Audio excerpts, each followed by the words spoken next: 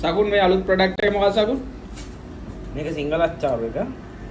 සිංහල අච්චාරු එක ගන්න බලන්න. සිංහල අච්චාරු එක. මේක අපේ ලංකාවේ කියන්නේ ගොඩක් හදන්නේ අප්‍රේල් මාසේ වගේ තමයි හදන්නේ. මේ පාර ගන්න පුළුවන් සිංහල අච්චාරු එකයි ඊළඟට මැලේ පිකල් එක තියෙනවා. මැලේ පිකල් එක. මැලේ පිකල් එක.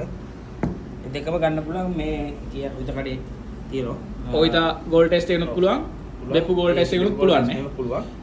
එතකොට මේ මිල ගණන් කොහමද? yen 800යි. yen 800යි මේ ලොකු බෝතලයක් සාමාන්‍ය ටිකක් නේ.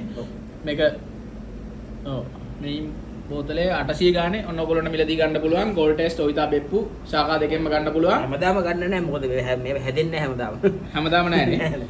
මේක නත්තලටයි අවුරුද්දටයි දෙකටම පාවිච්චි කරන්න පුළුවන් එක තමයි. කල් තියාගෙන කන්න පුළුවන්. මොනවාද උපදෙස් තියෙන්නේ මේකේ දෙන්න? මැලේ පිකල් එක ෆ්‍රිජ් එකේ තියෙනවා. එක ෆ්‍රිජ් එකට දාන්න ඕනේ. මේක නම් එළිය තියන්න පුළුවන් මාස 6ක් වගේ තියන්න. මාස 6ක් වගේ තියාගෙන කන්න පුළුවන් නේ එළිය.